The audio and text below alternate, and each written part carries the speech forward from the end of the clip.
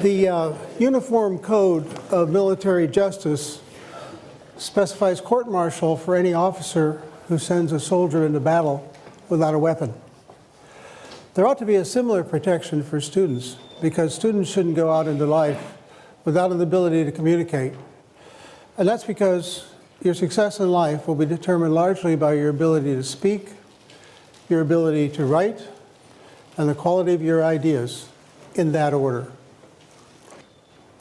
I know that I can be successful in this because the quality of communication, your speaking, your writing, is largely determined by this formula.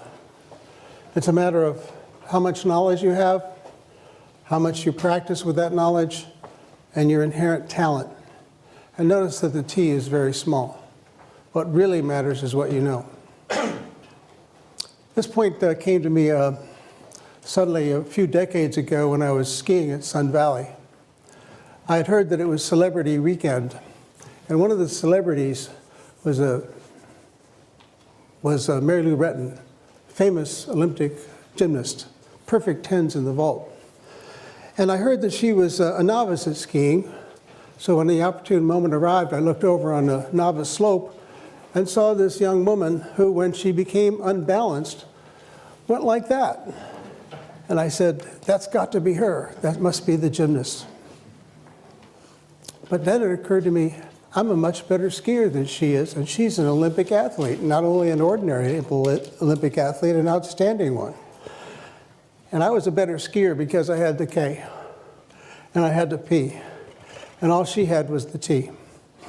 So you can get a lot better than people who may have inherent talents if you have the right amount of knowledge. So that's what my objective is today, and here's my promise.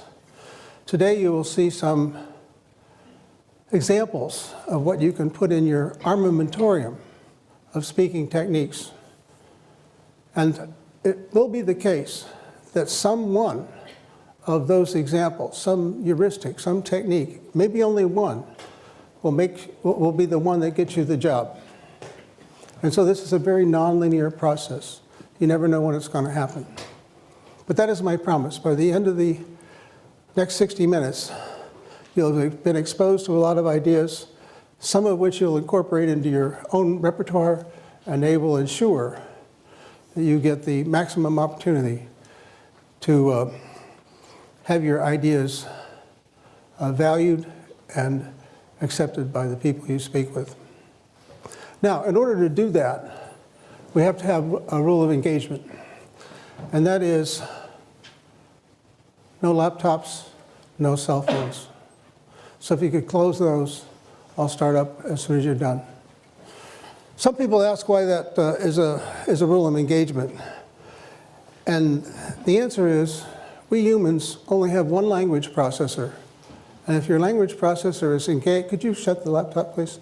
If your language processor is engaged, browsing the web or reading your email, you're distracted. And worse yet, you distract all of the people around you. Studies have shown that. And worse yet, if I see an open laptop somewhere back there or up here, it drives me nuts. And I do a worse job. And so that ensures that all of your friends who are paying attention don't get the performance that they came to have. So that's it for preamble. Let's get started. First thing to talk about, of course, is how to start.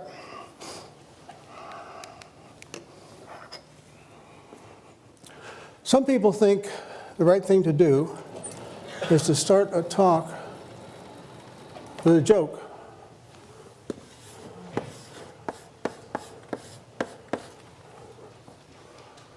I don't recommend it. And the reason is that in the beginning of a talk, people are still putting their laptops away. They're becoming adjusted to your speaking parameters, to your vocal parameters. And they're not ready for a joke. So it doesn't work very well. They usually fall flat. What you want to do instead is start with an empowerment promise. You want to tell people what they're going to know at the end of the hour that they didn't know at the beginning of the hour. It's an empowerment promise. It's the reason for being here. What would be an example? Oh, I see. At the end of this 60 minutes, you will know things about speaking you don't know now, and something among those things you know will make a difference in your life. Yeah, that's an empowerment promise. So that's the best way to start. So now that I've talked a little bit about how to start, what I want to do is give you some samples of heuristics that are always on my mind when I give a talk.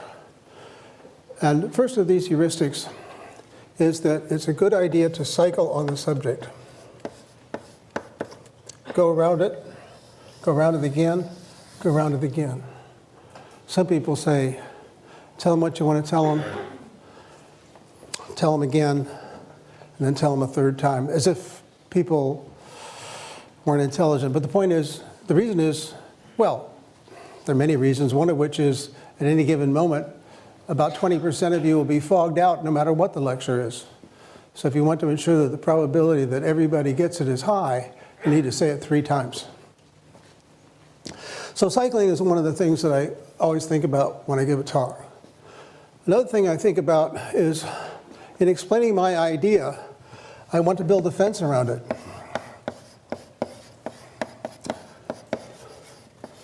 So that it's not confused with somebody else's idea. So if you were from Mars, and I was teaching you about what an arch is, I might say to you, well, that's an arch. And that's not to be confused with some other things that other people might think is an arch. This is not an arch. That's not an arch.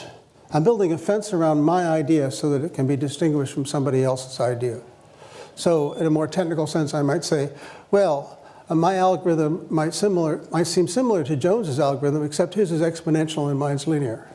That's putting a fence around your idea so that people can not be confused about how it might relate to something else.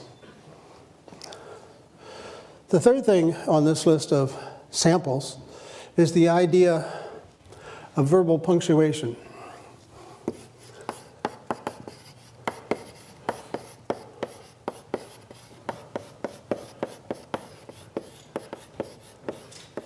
And the idea here is that because people will occasionally fog out and need to get back on the bus, you need to provide some landmark places where you're announcing that it's a good time to get back on.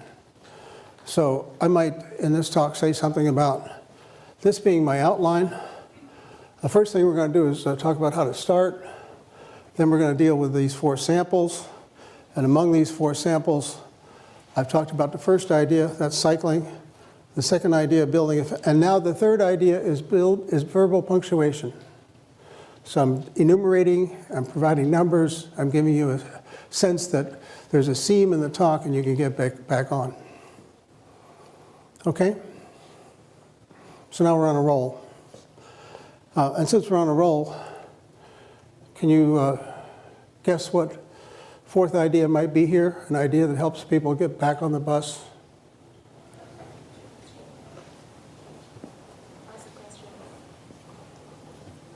Yes. Ask a question. Ask a question, yes. Thank you. So ask a question.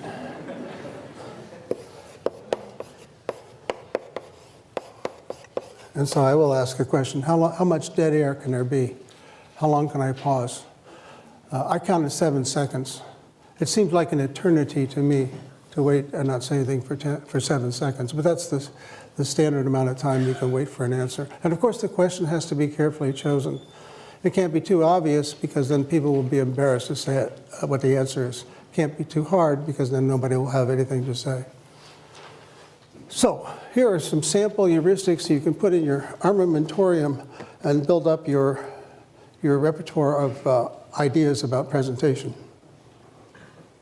And now, if this persuades you that there is something to know, that there is knowledge, then I've already succeeded.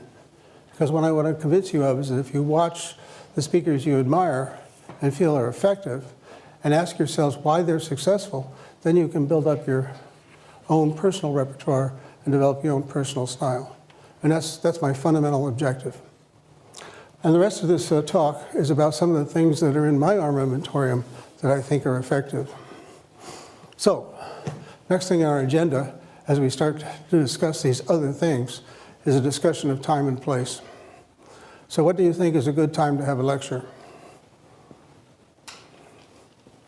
11 a.m. Yeah.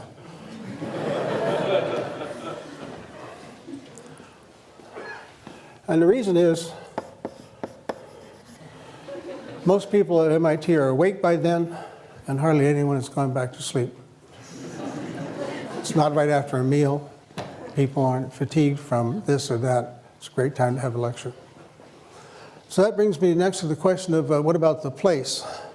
And the most important thing about the place is that it be well lit.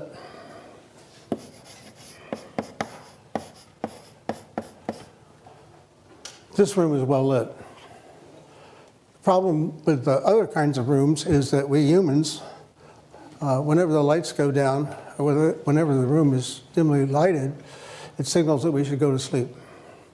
So whenever I go somewhere to give a talk, even today, the first thing I do when I speak to the audiovisual people is say, keep the lights full up. Oh, they might reply, people will see the slides better if we turn the lights off. And then I reply, it's extremely hard to see slides through closed eyelids. What else can you say about the place? Well, the place should be cased. And I mean that in the colloquial sense of, like if you're robbing a bank, you would go to the bank, some occasions before to see what it's like, so there are no surprises when you do your robbery. So whenever I go somewhere to speak, the first thing I ask my host to do is to take me to the place where I'll be speaking, so that if there are any weirdnesses, I'll be able to deal with it. Sometimes it might require some intervention. Sometimes it just might require me to understand what the challenges are. So when I came here this morning, I did what I typically do. I imagined that all the seats were filled with disinterested farm animals. That way I knew that no matter how bad it was, it wouldn't be as bad as that. So finally, it should be reasonably populated.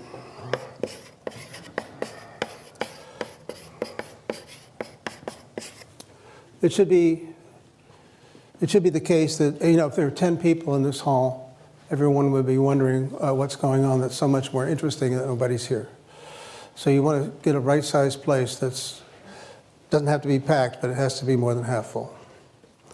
So those are some thoughts about time and place.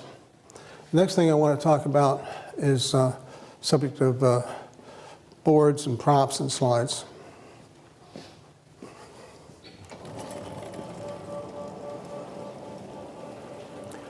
Well, these are the tools of the trade. I believe that this is the right tool for speaking when your purpose is informing. The slides are good when your purpose is exposing. But this is what I use when I'm informing, teaching, lecturing. And there are several reasons why I use it. For one thing, when you use the board, you have a graphic quality. It's the case that when you have a board, then you can easily exploit the fact that you can use graphics in your presentation. So that's the graphic quality that I like. And the next thing I like is like a speed property. The speed with which you write on the blackboard is approximately the speed at which people can absorb ideas. If you go flipping through a bunch of slides, nobody can go that fast.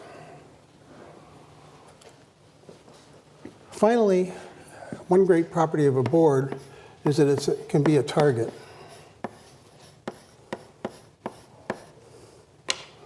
Many people who are novices at speaking find themselves suddenly aware of their hands.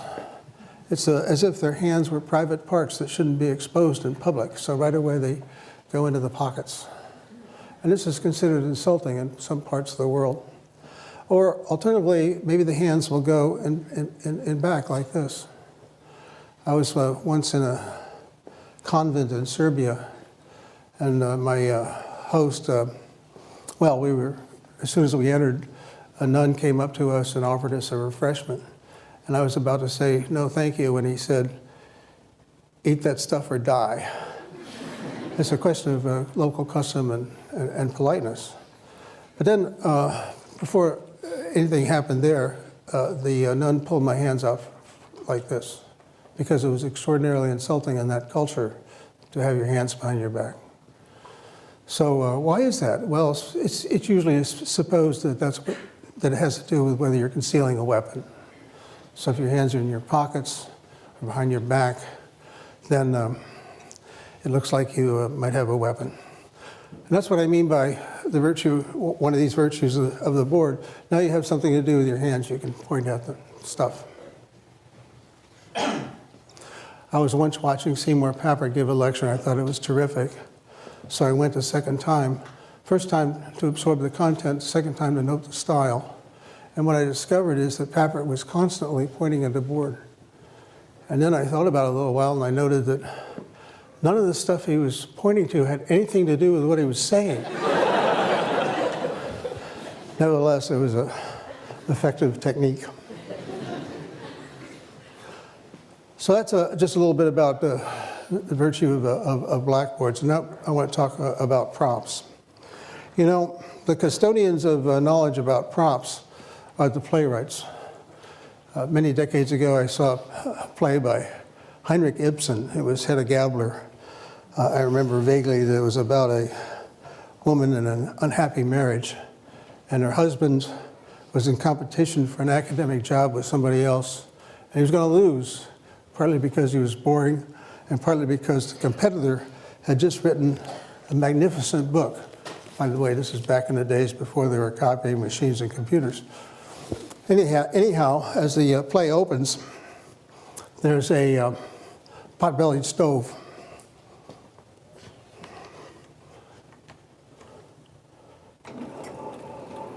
And in the beginning of the play, the pot-bellied stove with its open door just has some slightly glowing embers. But the pot-bellied stove is always there, and its tension mounts in the play. And you see this manuscript, this prop that Ibsen so artfully used, you just know that something's going to happen, because as the play goes on, the fire gets bigger and hotter and finally all-consuming, and you just know that that manuscript is going to go into that fire. It's a memorable thing. It's what I remember about the play. So the playwrights have got this all figured out. But on the other hand, they're not the only people who can use props. Here's an example of the use of a prop, also due to Seymour Papert. He was talking about how it's important to look at the problem in the right way. And here's an example that not only teaches that, but makes it possible for you to embarrass your friends in mechanical engineering. So here's what you do. You take this bicycle wheel, you start it spinning, and then you put some torque on the axle. Or equivalently, you blow on the edge. And the issue is, does it go that way? Or does it go that way?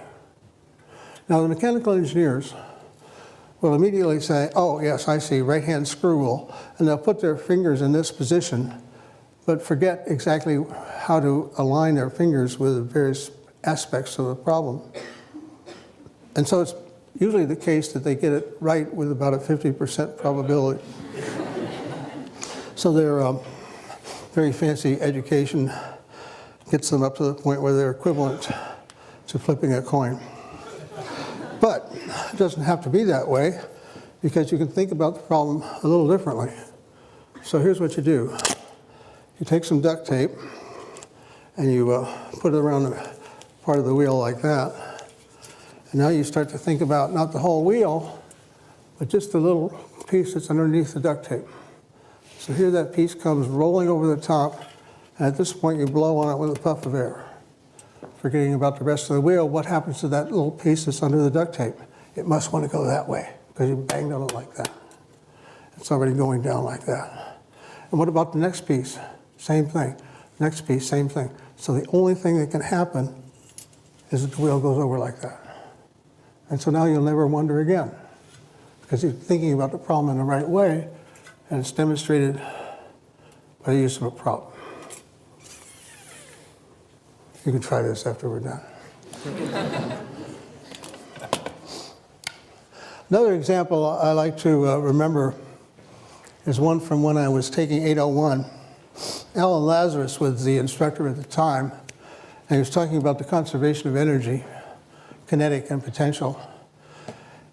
And there was a long wire in the ceiling in 26100 attached to a much bigger steel ball, but one not unlike this. And Lazarus took the ball up against the wall like this. He put his head flat against the wall to steady himself. And then he let go. And the pendulum takes many seconds to go over and back. And then gently kisses Lazarus's nose. And so you have many seconds to think, this guy really believes in the conservation of energy.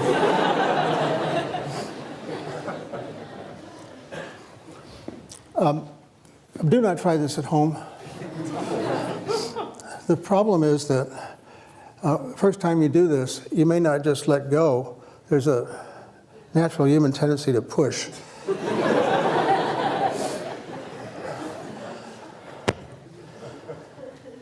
So that's a little bit on the subject of props.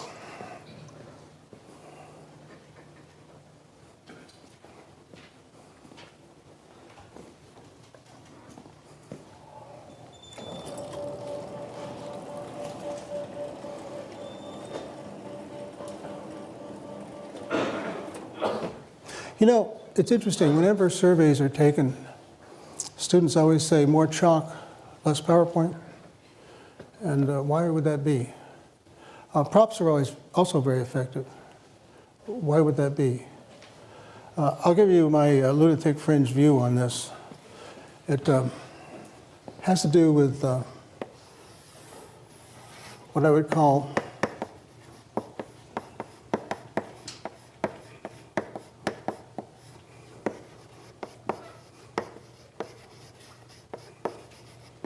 empathetic mirroring. When you're sitting up there watching me write on the board, all those little mirror neurons in your head, I believe, become actuated, and you can feel yourself writing on the blackboard. And even more so, when I talk about this steel ball going that way and this way, you can feel the ball as if you were me.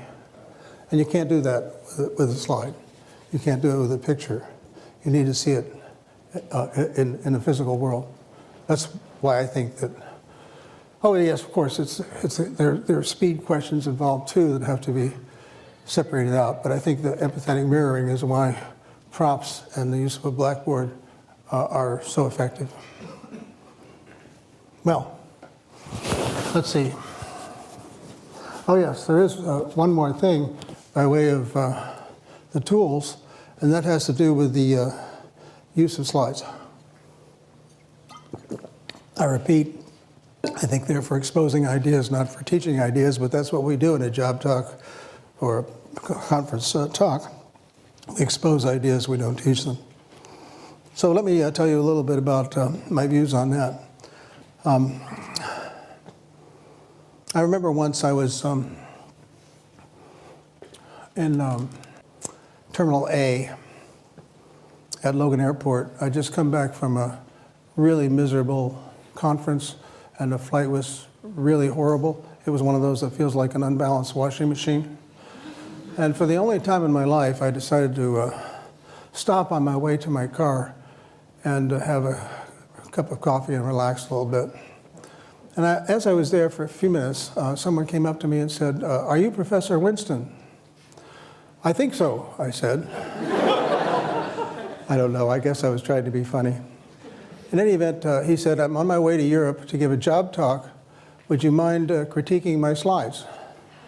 "Not at all," I said. "You have too many and they have too many words." "How did you know?" he said, thinking perhaps I'd seen a talk of his before. I hadn't. My reply was, "Because it's always true. There are always too many slides, always too many words." So let me show you some extreme examples of how not to use slides. Well, for this demonstration, I need to be way over here. When I get over here, then I can start to say things like, one of the things you shouldn't do is read your transparencies. People in your audience know how to read, and reading will just annoy them. Also, you should be sure that you have only a few words on each transparency and that the words are easy to read. And I hope it's driving you crazy because I'm committing all kinds of crimes. The first of which is that there are too many words on the slide. Second of which is I'm way over there and the slide's way over there. So you get into this tennis match feeling of shifting back and forth between the slide and the speaker. You want the slides to be condiments to what you're saying, not the main event or the opposite way around. So how can we fix this? Step number one is to get rid of the background junk. That's always distraction. Step number two is to get rid of the words. When I've reduced the words to these, then everything I read a previous time, I'm not licensed to say because it's not on the slide. I'm not reading my slides anymore, but I'm saying what was written on the slides in a previous example. So what else can we do to simplify this? Well, we can get rid of the logos. We don't need them. Simplification. What else can we do? Get rid of the title. Now I want to talk to you about some rules for slide preparation. I'm telling you the title.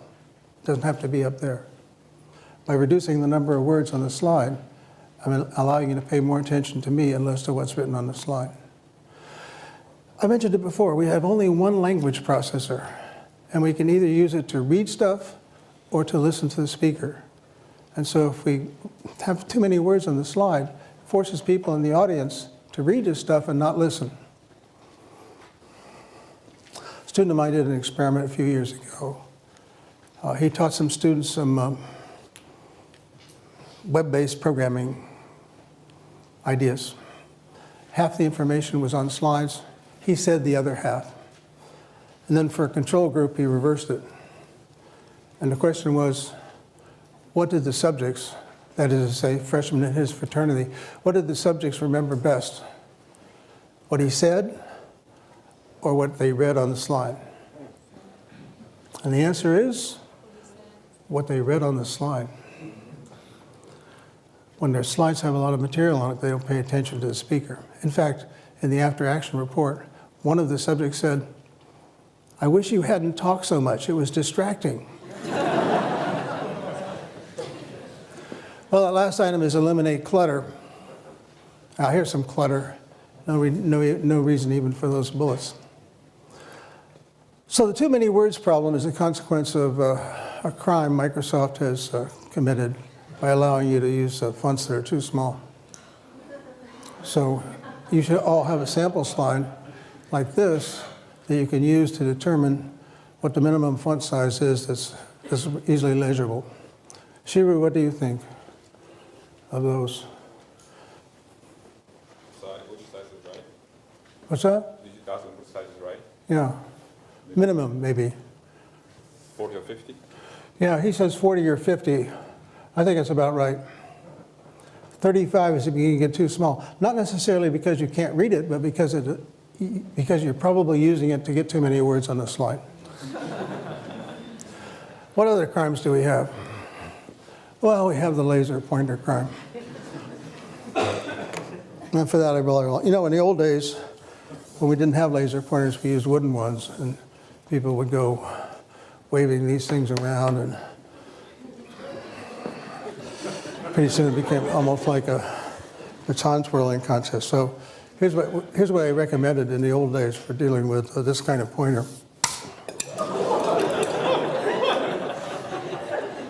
This example of use of a prop. Jim Glass up there saw this talk about 20 years ago and said, oh yeah, I remember that talk. That's the one where you broke the pointer. It's amazing how props tend to be the things that are remembered. Well, now we don't have physical pointers anymore. We've got laser pointers. It's a wonder more people aren't driven into epileptic fits over this sort of stuff. But here's what tends to happen. Look at that. It's a lovely recursive picture, and I can become part of it by putting that laser beam right on the back of my head up there. And what do you see? You see the back of my head. I have no eye contact, no engagement, nothing. I was sitting with a student watching a talk one day, and she said, you know what? We could all leave, and he wouldn't know. So what happens when you use a laser pointer? You can't use a laser pointer without turning your head and pointing it at something. And when you do that, you lose contact with the audience. You don't want to do it. So what do you do if you need to identify something in your image and you don't want to point at it with a laser? This is what you do. Put a little arrow on there and say, now look at that guy number one, at the end of arrow number one. You don't need to have a laser pointer to do that.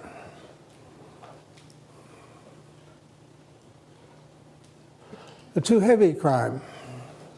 When people ask me to review a presentation, I ask them to print it out and lay it out on a table. When they do that, it's easy to see whether the talk is too heavy, too much text, not enough air, not enough white space, not enough imagery. This is a good example of such a talk. Way too heavy. The presenter has taken advantage of small font sizes to get as much on the slide as he wanted. Lots of other crimes here, but the too heaviness, the fact that it's too heavy is what I wanted to illustrate. So here, by contrast, is another talk, one I gave a few years ago. It wasn't a deeply technical talk, but I show it to you because there's air in it. It's mostly pictures of things. There are 3 or 4 slides that have text on them, but when I come to those, I give the audience time to read them. And they're there because they might have some historical significance. The first slide with a lot of text on it is an extraction from the 1957, from the proposal for the 1957 AI conference at Dartmouth. Extraordinarily interesting event, and that historical extraction from the proposal helps drive that point home. What else have we got here? Oh yeah, your vocabulary word for the day. This is napax legomenon. What that means is, this is the kind of slide you can get away with exactly once in your presentation. This is a slide that got some currency some years ago because it shows the complexity of governing in Afghanistan by showing how impossibly complex it is. It's something you and the audience can't understand, and that's the point. But you can't have many of these. You can have one per work, one per presentation, one per paper, one per book. That's what napax legomenon is, and this is an example of it. Well, I've shown you some crimes, and so you might be asking, do these crimes actually occur? So they do.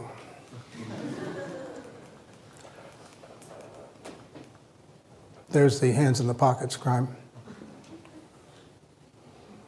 There's a crime in time and place selection here. This is how you get to the Bartos Theater. First thing you do is you get on these steps over at the Media Lab. Then you cross this large open space. Then you turn right down this corridor. At this point, whenever I go in there, I wonder if there are torture implements around the corner. And then when you get in there, you get into this dark, gloomy place.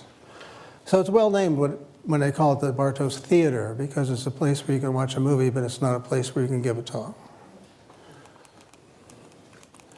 Now, on a subject of does it happen, here's a talk I attended a while back in Stata. Notice that the speaker is far away from the slides. The speaker's using a laser pointer. And you say to me, well, what's happening here? It's, by the way, the 80th slide in the presentation. Notice that it's dense with words. This is the first of 10 conclusion slides. So what's the audience reaction? That's the sponsor of the meeting. He's reading his email. This is the co-sponsor of the meeting. He's examining the lunch menu. What about this person? This person looks like he's paying attention, but just because it's a still picture, if you were to see a video, what you would see is something like this.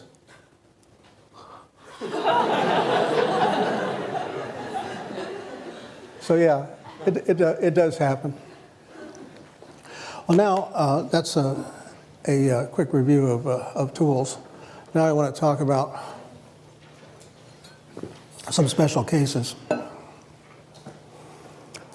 We could talk a little bit about informing, or to say it another way, doing what I'm doing now. But I'll just say a few words about that. In that kind of presentation, you want to start with a promise, like I did for this hour that we're going through now. But then it comes to the question of how do you inspire people? I've given this talk for a long time, and a few years ago, our department chairman said, would you please give this talk to a new faculty and be sure to emphasize what it takes to inspire students. And strangely, I hadn't thought about that question before, so I started a survey. I talked to some of my incoming freshman advisees, and I talked to senior faculty and everything in between about how they've been inspired. What I found from the incoming freshmen is that they were inspired by some high school teacher who told them they could do it. What I found in the senior faculty, they were inspired by someone who helped them to see a problem in a new way. And what I saw from everyone is that they were inspired when someone exhibited passion about what they were doing. Exhibited passion about what they were doing. Yeah, so that's one way to be inspiring. It's easy for me because, you know, I do artificial intelligence. How can you not be interested in artificial intelligence, right? I mean, if you're not interested in artificial intelligence, you're probably not interested in interesting things. So when I'm lecturing in my AI class, it's natural for me to talk about what I think is cool and how exciting some new idea is. So that's the kind of expression of passion that makes a difference while informing with respect to this question of inspiring. Oh yeah, and of course during this promise phase, you can also express how cool stuff is. Let me give you an example of a lecture that starts this way. I'm talking about resource allocation. It's the same sort of stuff you would think of when it's the same sort of ideas you would need if you're allocating aircraft to a flight schedule or trying to schedule a factory or something like that. But the example is putting colors on the states in the United States without any bordering states having the same color. So here goes. This is what I show in the beginning of the class. This is a way of doing that coloring. And you might say, well, why don't we wait till it finishes? Would you like to do that? No? Well, we're not going to wait till it finishes because the sun will have exploded and consumed the earth before this program finishes. But with a slight adjustment to how the program works, which I tell my students, you will understand in the next 50 minutes, this is what you get. Isn't that cool? You know, you got to be amazed by stuff that takes a computation from longer than the lifetime of the solar system into a few seconds. So that's what I mean by providing a promise up front and expressing some passion about what you're talking about. Well, the last item in this little block here is it has to do with what people think that they do at MIT. You ask faculty what the most important purpose is, and they'll say, well, the most important thing I do is teach people how to think. And then you say, oh, that's great. How do you teach people how to think? Blank stare. No one can quite respond to that part, that natural next question. So how do you teach people how to think? Well, I believe that we are storytelling animals, and that we start developing our story understanding and manipulating skills with fairy tales in childhood and continue on through professional schools like law, business, medicine, engineering, everything. And we continue doing that throughout life. So if that is what thinking is all about, then when you want to teach people how to think, you provide them with the stories they need to know, the questions they need to ask about those stories, mechanisms for analyzing those stories, ways of putting stories together, ways of evaluating how reliable the story is, and that's what I think you need to do when you teach people how to think. But that's all about education, and many of you here, not necessarily for that, but rather for this part, for persuading, which breaks down into several categories: oral exams, not shown, job talks, getting famous. I won't say much about oral exams, other than the fact that they used to be a lot scarier than they are today. In the old days, reading the literature in a foreign language was part of that, and there was a high failure rate. And when you look back on those failures, the most usual reason for people failing an oral exam is failure to situate and a failure to practice. By situate, I mean it's important to talk about your research in context. This is a problem that's being pursued all over the world. There hasn't been any progress before me in the past 30 years. Everyone is looking for a solution because it will have impact on so many other things. So that's situating in time and place and field. And then as far as practice is concerned, yes, practice is important, but that doesn't mean showing your slides to the people who share an office with. The problem with that is that if people know what you're doing, they will hallucinate that there's material in your presentation that isn't there. It isn't there. A variation on the same, by the way, is your faculty supervisor is not a very good person to help you debug a talk, because they, in fact, know what you're doing, and they will, in fact, hallucinate there's material in your presentation that isn't there. So you need to get together some friends who don't know what you're doing and have them, well, you start the practice session by saying, if you can't make me cry, I won't value you as a friend anymore. And then when you get to the faculty on a oral exam, it will be easy. You see, difficulty, the amount of flack you'll get from somebody is proportional to age. The older somebody is, the more they understand where they are in the world. But the young people are trying to show the old people how smart they are, so they'll be vicious. So whenever you have an opportunity to have an examining committee that's full of people with gray hair, that's what you want. Well, that's just a word or two about something I haven't listed here. Let's get into the subject of job talks. So I was sitting in a bar many years ago in San Diego. I was a member of the Navy Science Board, and I was sitting with a couple of my colleagues on the board. Dolores Eder from the University of Colorado. She made me so jealous I could spit because she'd written 21 books and I'd only written 17. And then the other one was Bill Weldon from the University of Texas. He was a electromagnetism guy, and he knew how to use rail guns to drive steel rods through tank armor. These were interesting people. So I said, what do you look for in a faculty candidate? And within 1 microsecond, Dolores said, they have to show us they've got some kind of vision. Quickly followed by Bill, who said, they have to show us that they've done something.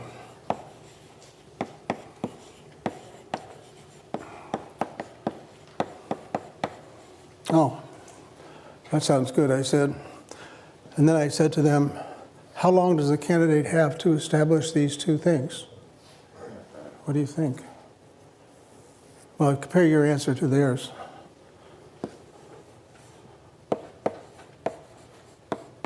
Five minutes. So if you haven't expressed your vision, if you haven't told people that you've done something, in 5 minutes you've already lost. So you have to be able to do that. And let me just mention a couple of things in that connection. Here, which is, the vision is in part a problem that somebody cares about and something new in your approach.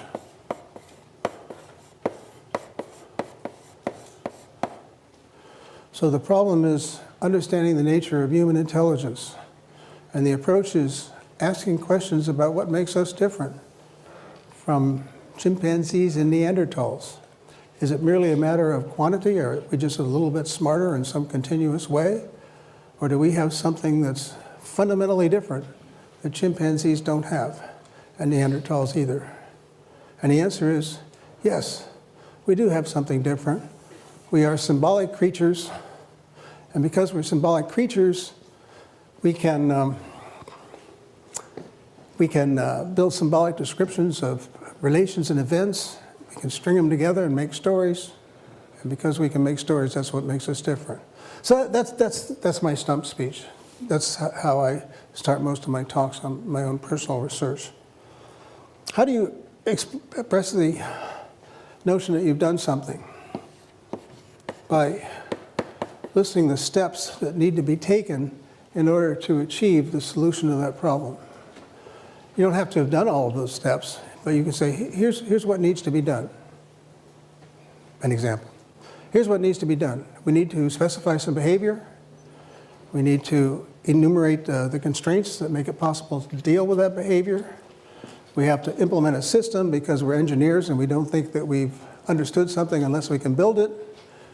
And we've built such a system and we're about to demonstrate it to you today. That would be an example of enumerating a series of steps needed to realize the vision. So then, blah, blah, blah, blah, blah, blah, blah, blah, blah. And then you conclude by enumerating your contributions.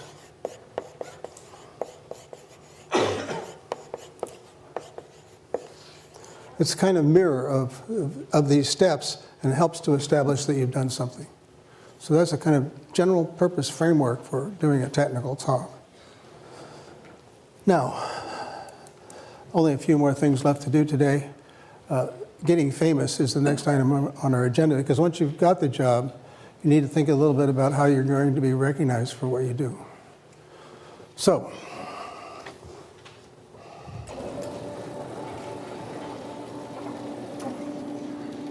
well, first of all, why should you care about getting famous?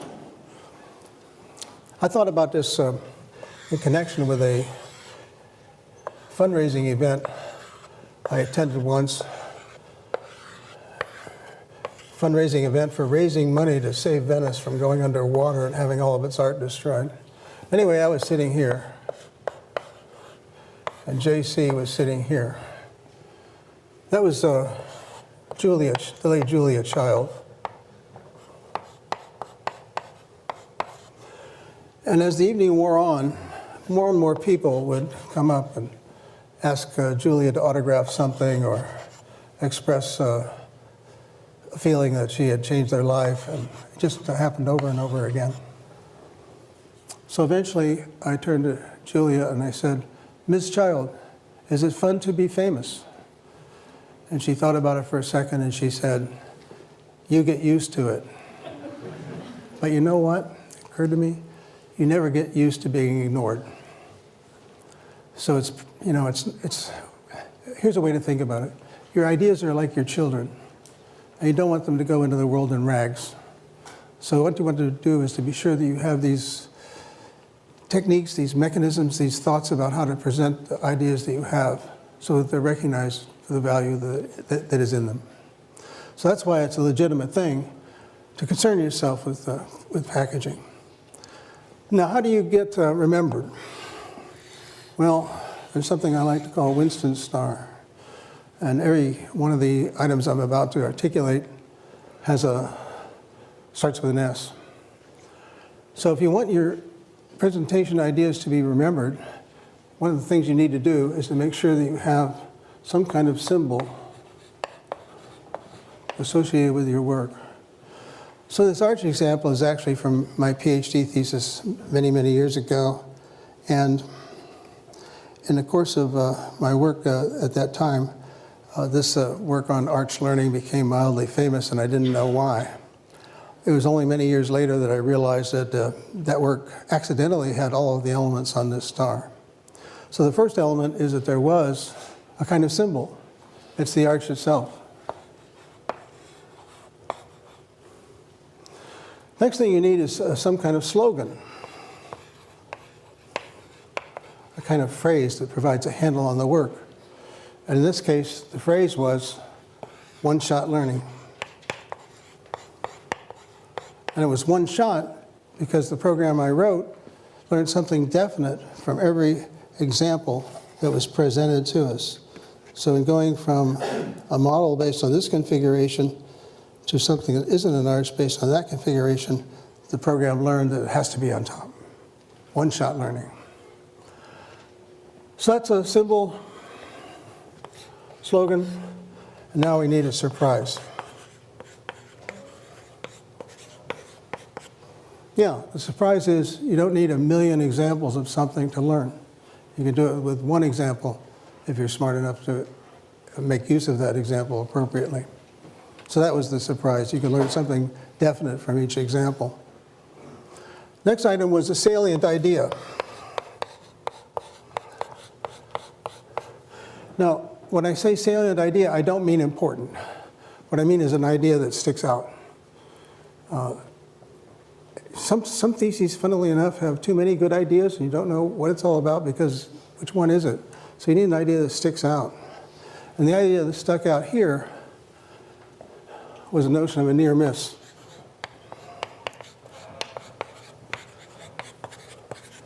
You see, this is not an arch, but it doesn't miss by much. So it's a near miss. And finally, you need to tell the story of how you did it, how it works, why it's important. So that's a bit on how to, not so much get famous, but how to ensure that your work is recognized.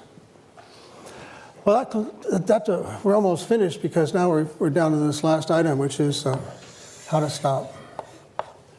And when we come to that, there's a question of, all right, well, what is the final slide? And what are the final words?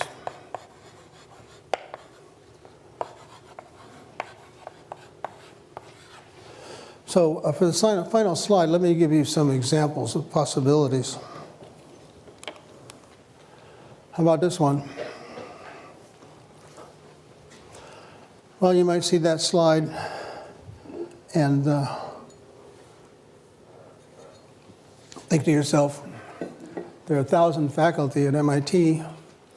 Nice piece of work, but not so much, but it's only a tiny piece of work if you divide by 1,000.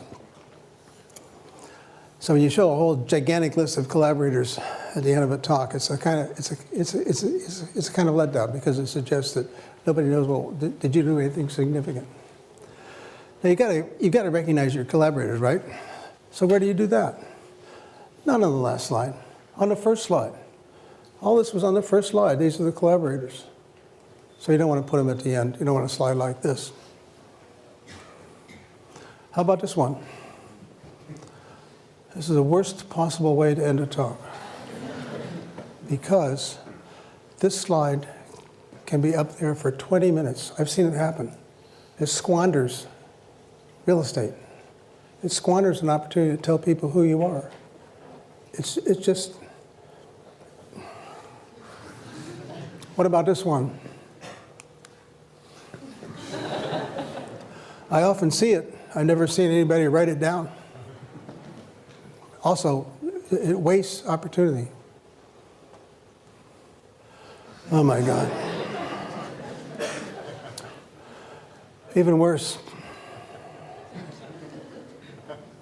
All of these slides do nothing for you. They waste an opportunity for you to tell people, to leave people with who you are. Well, what about this? This a good one? It might seem so at first, but here's the problem. If you say, these are my conclusions, these are perfectly legitimate conclusions that nobody cares about. What they care about is what you have done. And that's why your final slide should have this label, contributions. It's a mirror of what I said over there about how job talks ought to be like a sandwich. And the final slide, the one that's up there while people are asking questions and filing out, it ought to be the one that has your contributions on it. Here's an example from my own stump speech. Yeah, this is what I talk about a lot. Yes, here are the things that I typically demonstrate. And I wait for people to read it. And then the final element there is, this is what we get out of it. So that's an example of a contribution slide. All right, now, what about the other part? You know, you got your final slide up there as a contribution slide. Somehow you have to tell people you're finished. So let's check out a few possibilities. One thing you could do in the final words is you could tell a joke. It's okay. By the time you're done, people have adjusted themselves to your voice parameters. They're ready for a joke. I was sitting in another bar, this time in Austin, Texas, with a colleague of mine named Doug Lenat. And Doug's a fantastic speaker. And so I said to Doug, Doug, you're a fantastic speaker. What's your secret? And he said, oh, I always finish with a joke, and that way people think they've had fun the whole time. So yeah, a joke will work down there.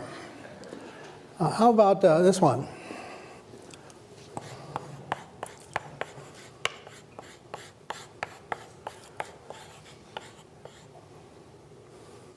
Thank you. I don't recommend it. It's a weak move. You will not go to hell if you conclude your talk by saying thank you, but it's a weak move, and here's why. When you say thank you, even worse, thank you for listening, it suggests that everybody has stayed that long out of politeness and that they had a profound desire to be somewhere else, but they're so polite they stuck it out, and that's what you're thanking them for. So once wild applause has started, you can mouth a thank you, and there's nothing wrong with that. But the last thing you do should not be saying thank you. Now you say to me, well, doesn't everybody say thank you? Well, what everybody does is not necessarily the right thing. And I like to illustrate how some talks can end without saying thank you. I like to draw from political speeches, but the ones that I've heard recently aren't so good, so I'm going to have to go back a little bit. So here's Governor Christie. He gave the Republican keynote address one year. This is the end of his talk. Let's see what he does. And together, everybody, together, we will stand up once again for American greatness for our children and grandchildren. God bless you and God bless America. So that's a classic benediction ending. God bless you, God bless America.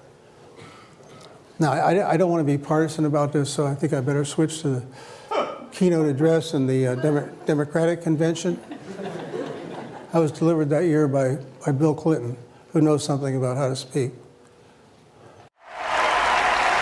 If that is what you want, if that is what you believe, you must vote and you must re-elect President Barack Obama. God bless you and God bless America.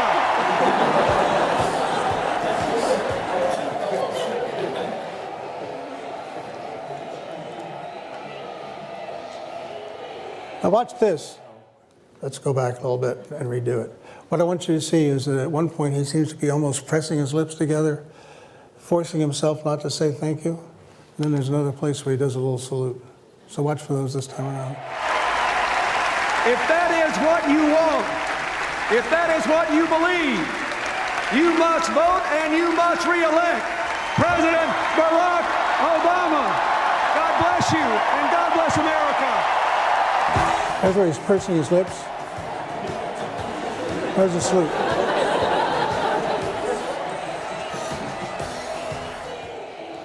Yeah, I think that's pretty good. Now, what are we going to take away from this? Well, I suppose I could conclude this talk by saying, God bless you and God bless the Massachusetts Institute of Technology, but it might not work so well. But what you can get out of this is you don't have to say thank you. There are other things you can do. And you know, it's interesting that over time people figure this out and there's some stock ways of ending things. So in the Catholic Church, in the good old Latin Mass, it landed with ite missa est, which translates approximately to, okay, the Mass is over, you can go home now. And of course, at musical concerts, you know that it's time to clap, not at the end of the song, but rather when the conductor goes over and shakes hands with the concertmaster. Those are conventions that tell you that the event is over. So those are all possibilities for here. But one more possibility, and that is that you can salute the audience. And by that I mean you can say something about how much you value your time at a place. So I could say, well, it's been a great fun being here. It's been fascinating to see what you folks are doing here at MIT. I've been much stimulated and provoked by the kinds of questions you've been asked. It's been really great, and I look forward to coming back on many occasions in the future. So that salutes the audience. You can do that. Well, there it is. You know what? I'm glad you're here. And the reason is by being here, I think you have demonstrated an understanding that how you present and how you package your ideas is an important thing. And I salute you for that. And I suggest that you come back again and bring your friends.